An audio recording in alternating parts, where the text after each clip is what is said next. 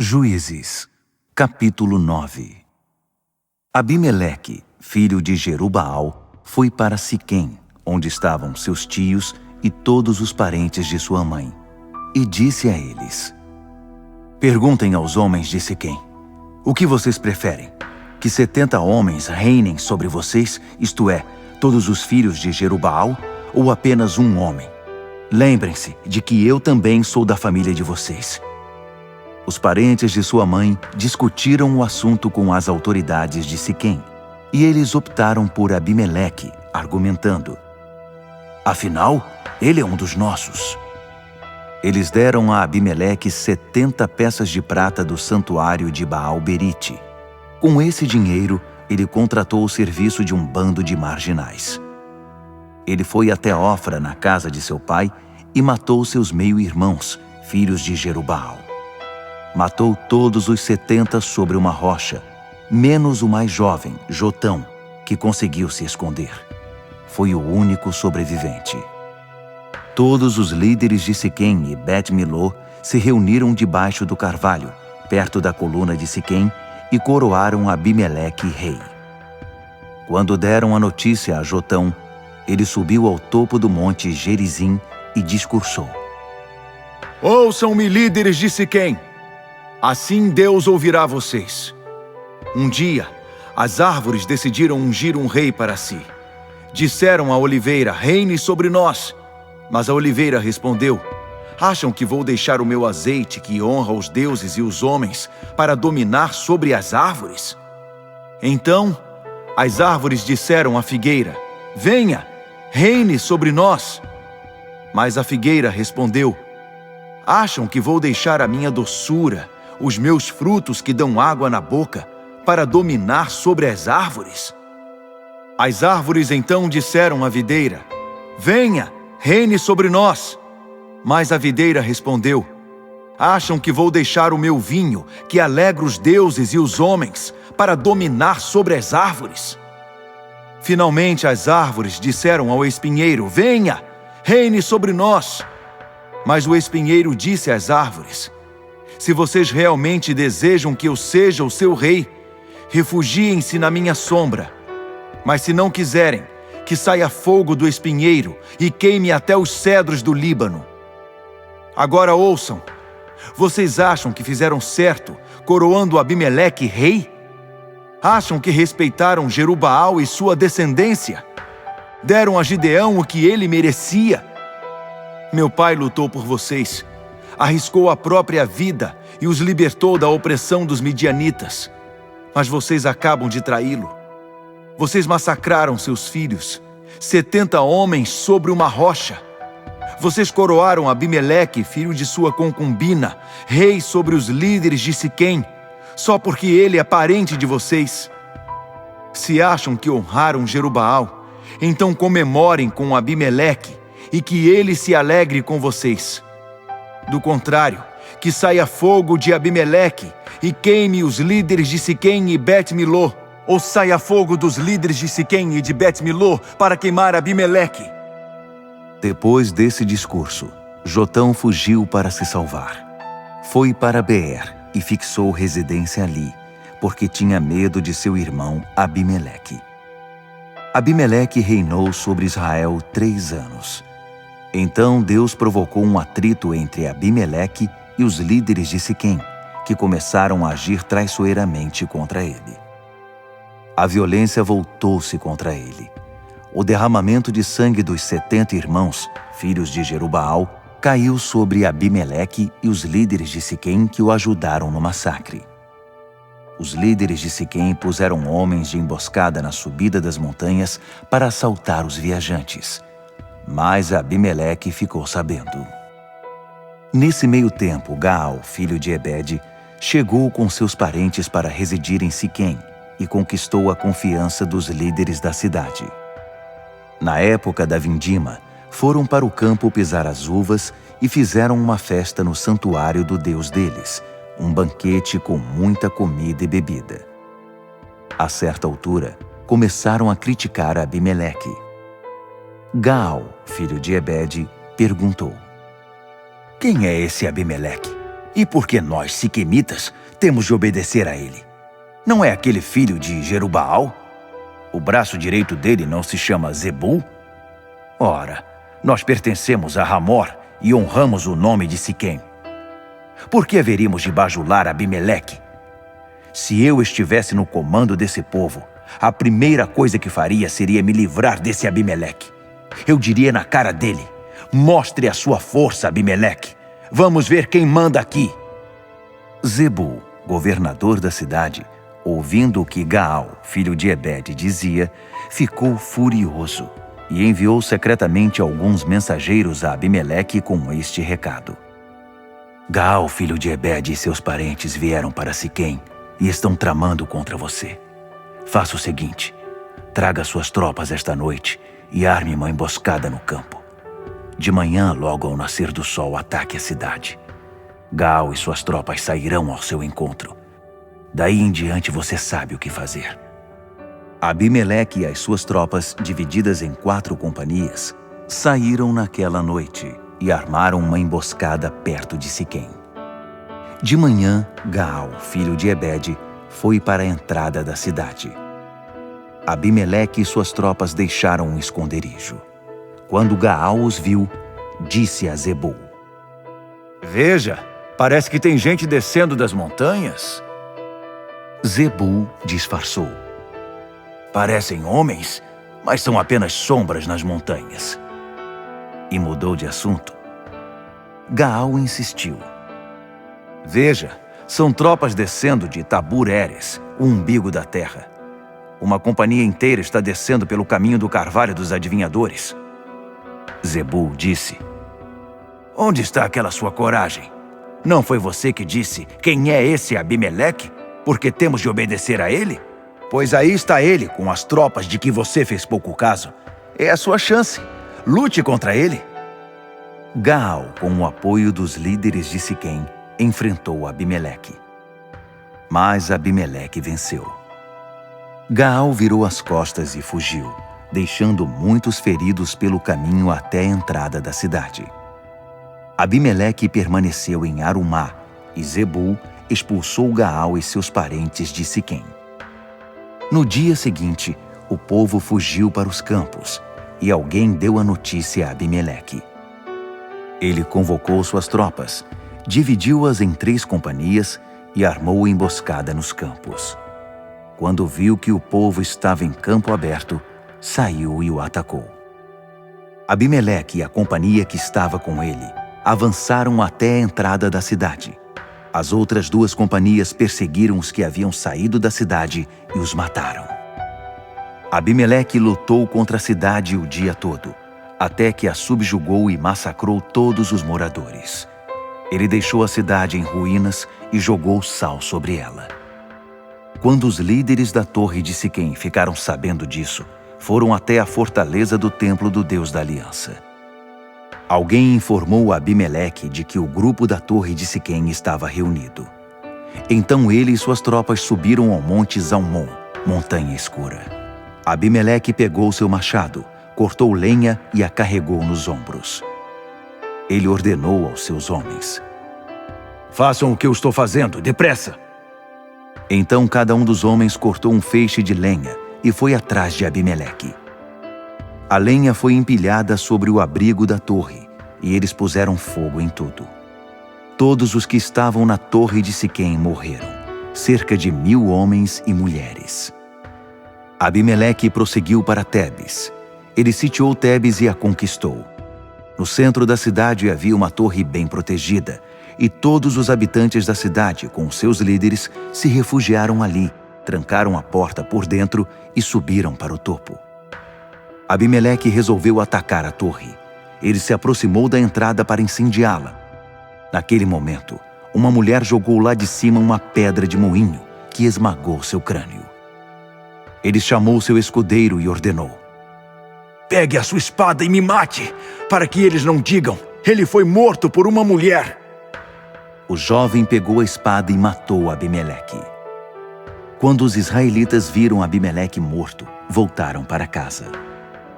Deus vingou o mal que Abimeleque tinha feito contra seu pai, matando os seus 70 irmãos. Deus fez recair sobre os homens de Siquém todo o mal que tinham feito, a maldição de Jotão, filho de Jerubaal. Juízes, capítulo 10. Tolá, filho de Puá, filho de Dodô, foi o sucessor de Abimeleque. Ele também foi um libertador de Israel. Era da tribo de Issacar e vivia em Samir, nas montanhas de Efraim. Ele governou Israel 23 anos.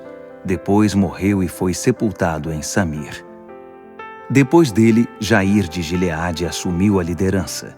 Ele governou Israel durante 22 anos.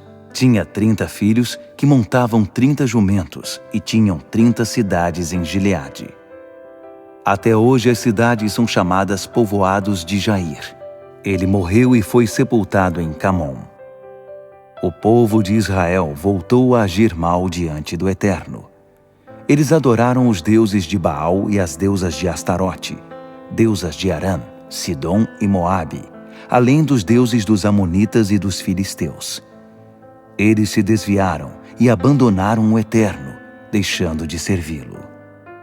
A ira do Eterno se acendeu contra Israel, e ele os entregou aos filisteus e aos amonitas.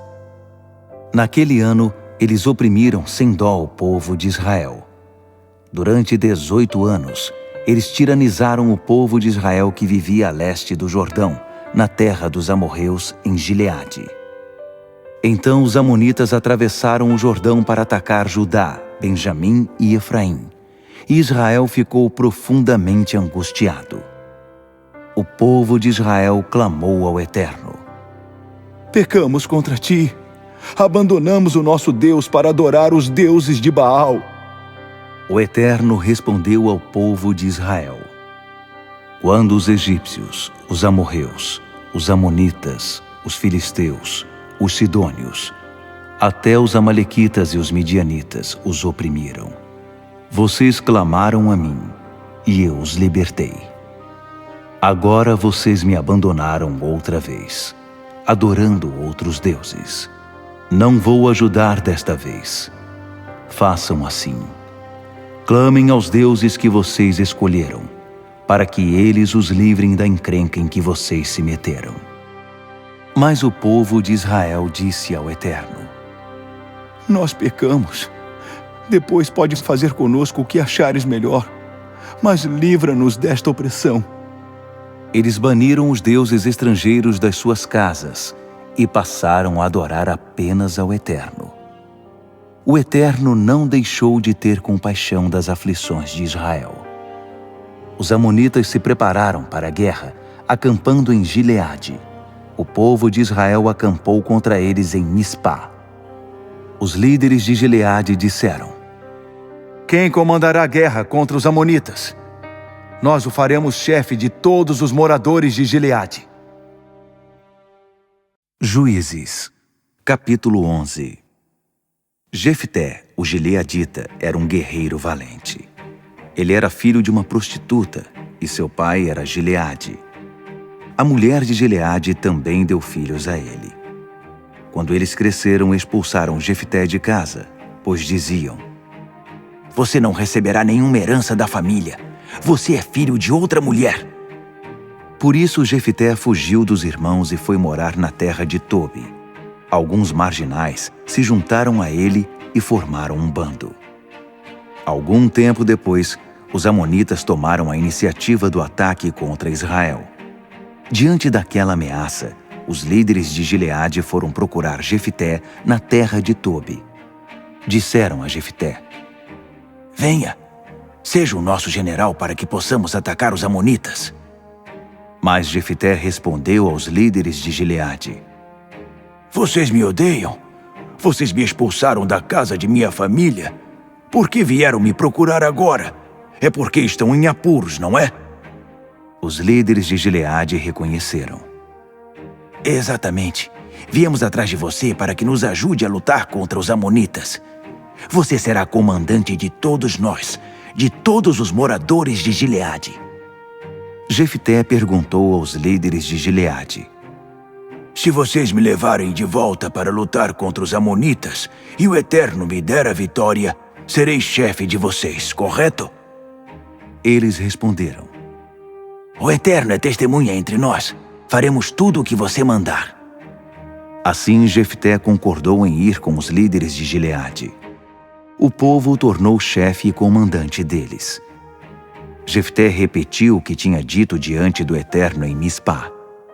Jefté enviou mensageiros ao rei dos Amonitas com a seguinte mensagem: O que está acontecendo para que vocês venham procurar briga na minha terra? O rei dos Amonitas respondeu aos mensageiros de Jefté: É que Israel tomou a minha terra quando veio do Egito, desde Arnon até o Jaboque e o Jordão. Devolvam tudo pacificamente e deixarei vocês em paz. Jefté enviou novamente os mensageiros ao rei dos Amonitas com esta mensagem: Jefté mandou dizer: Israel nunca tomou terra dos Moabitas nem dos Amonitas. Quando os israelitas vieram do Egito, eles vieram pelo deserto desde o Mar Vermelho até Cádiz. Dali Israel enviou mensageiros ao rei de Edom dizendo: Deixe-nos atravessar a sua terra. Mas o rei de Edom não os deixou passar. Israel também pediu permissão ao rei de Moabe, mas ele também não os deixou passar. Eles ficaram parados em Cádiz. Então eles atravessaram o deserto e rodearam a terra de Edom e de Moabe. Eles chegaram a leste da terra de Moabe e acamparam do outro lado do Arnon. Nem sequer pisaram em território moabita, pois Arnon ficava na fronteira de Moabe. Em seguida, Israel enviou mensageiros a Seom, rei dos amorreus, em Esbom, pedindo: Deixe-nos atravessar o seu território de passagem para nossa terra. Mas Seom não acreditou que Israel iria apenas atravessar seu território e convocou todo o seu exército. Eles acamparam em Jaza e lutaram contra Israel. Mas o Eterno, Deus de Israel, entregou Seom e todas as suas tropas nas mãos de Israel. Israel os derrotou e conquistou toda a terra dos amorreus, desde o Arnon até o Jaboque e desde o deserto até o Jordão. Foi o Eterno, o Deus de Israel, quem expulsou os amorreus em benefício de Israel. Então, quem você pensa que é para reclamar a posse desta terra? Por que não se contenta com o que o seu Deus Camos deu a você? E nos contentaremos com o que o Eterno, o nosso Deus, nos deu. Você acha que é melhor que Balaque, filho de Zippor, rei de Moabe? Ele conseguiu alguma coisa fazendo oposição a Israel? Ele arriscou lutar contra nós? Todo esse tempo, e já se passaram 300 anos desde que Israel viveu em Esbom e seus povoados, em Aroer e seus povoados, e em todas as cidades ao longo do Arnon. Por que você não tentou conquistá-las? Você está enganado. Não tiramos nada de você. Mas você estará cometendo um grande erro se pretende declarar guerra contra nós. Hoje o Eterno, o verdadeiro juiz, decidirá entre o povo de Israel e o povo de Amon. Mas o rei dos Amonitas não deu atenção a nada que Jefté dizia. O Espírito do Eterno veio sobre Jefté. Ele atravessou Gileade e Manassés, passou por Mispá de Gileade e de lá se aproximou dos Amonitas. Jefté fez um voto ao Eterno: Se me deres a vitória sobre os Amonitas, dedicarei ao Eterno aquele que sair da porta da minha casa para me encontrar, quando eu retornar a salvo da guerra contra os Amonitas. Será oferecido a ti como oferta queimada. Depois disso, Jefté saiu para lutar contra os Amonitas. O Eterno os entregou em suas mãos. Ele os atacou com todo o ímpeto, desde Aroer até a região de Minite, até Abel-Queramim, e conquistou 20 cidades. Foi um verdadeiro massacre. Os Amonitas foram dominados pelo povo de Israel. Jefté voltou para Mispá, e sua filha saiu de casa para encontrá-lo, dançando ao som de tamborins. Ela era filha única, porque ele não tinha outros filhos e filhas. Quando ele percebeu quem era, rasgou a própria roupa e gritou: Ah, minha filha querida, estou envergonhado. Você é a causa do meu desprezo. Meu coração está partido. Fiz um voto ao Eterno e não posso deixar de cumpri-lo. Ela disse: Meu pai, se você fez um voto ao Eterno, faça comigo o que prometeu. O Eterno fez a parte dele, livrando você dos amonitas. Ela disse também a seu pai: Só vou pedir uma coisa. Dê-me 2 meses para que eu possa ir às montanhas com as minhas amigas, chorar por causa da minha virgindade, já que nunca vou poder me casar. Ele respondeu: Você pode ir.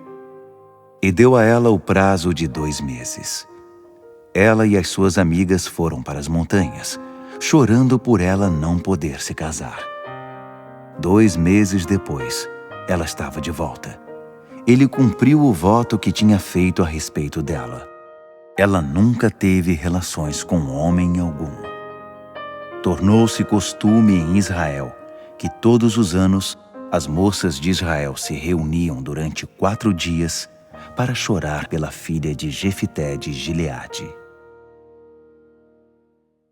Juízes, capítulo 12.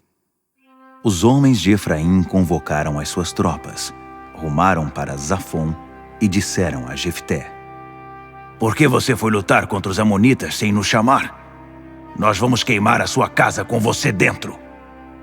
Jefté respondeu: Eu e o meu povo estivemos muito envolvidos em negociações com os amonitas. Eu mandei chamá-los, mas vocês me ignoraram. Quando percebi que vocês não viriam, tomei a decisão por mim mesmo e lutei contra os amonitas.